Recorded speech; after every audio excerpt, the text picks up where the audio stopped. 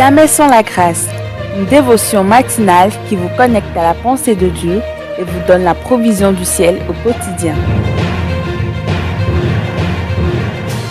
Bonjour chers amis, chers internautes, nouvelle journée, nouvelle provision. Bienvenue dans cette deuxième dévotion de cette semaine. Père, nous te bénissons, nous te célébrons.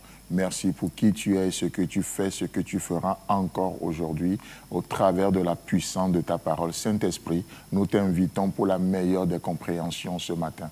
Amen.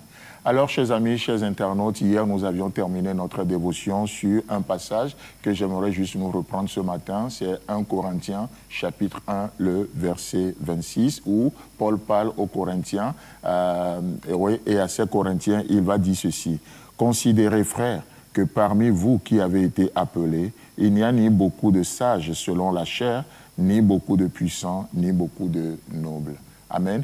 Donc, ce que nous disons, nous essayons de dire au travers de ce passage, c'est que la foi n'est pas contre la noblesse, la foi n'est pas contre la puissance, la sagesse, mais c'est lorsque ces choses nous empêchent d'expérimenter Dieu, alors ces choses deviennent plutôt des ennemis de la foi. D'accord? Et d'ailleurs, si Paul dit, il n'y a pas beaucoup, ça veut dire qu'il y a quand même peu.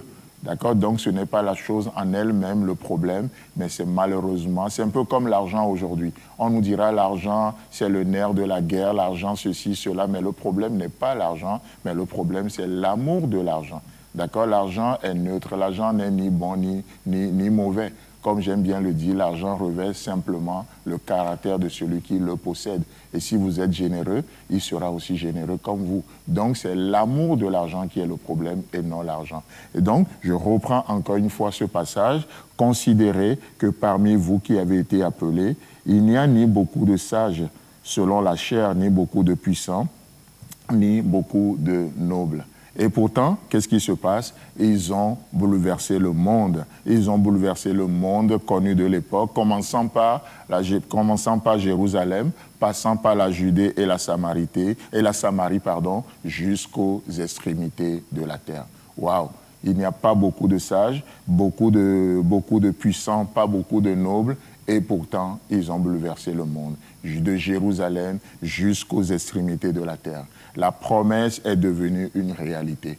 La prophétie s'est accomplie grâce à des hommes ordinaires, comme toi, comme moi, mais des hommes qui ont accepté juste d'être des disciples, de se soumettre à l'autorité de la pensée de Dieu, d'accepter que leur pensée n'est pas celle de Dieu et que leur voix n'est pas celle de Dieu, et qui ont décidé simplement d'apprendre de Dieu, d'apprendre à recevoir de Dieu, d'apprendre à penser avec Dieu. Dieu ne te demande pas d'être extraordinaire, il ne me demande pas d'être extraordinaire. Non, tel que nous sommes des hommes ordinaires, Dieu prend les hommes ordinaires et il en fait des extraordinaires. Des héros, il en fait des héros pour la gloire de son nom.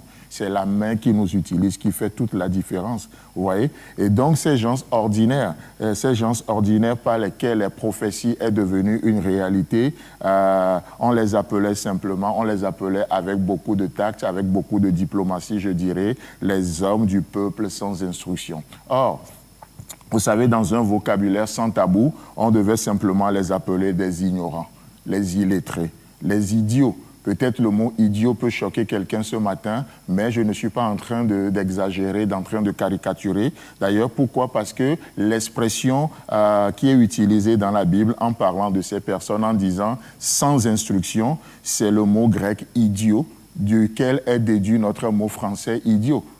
Vous voyez? Donc, littéralement, sans instruction, ça veut dire idiot.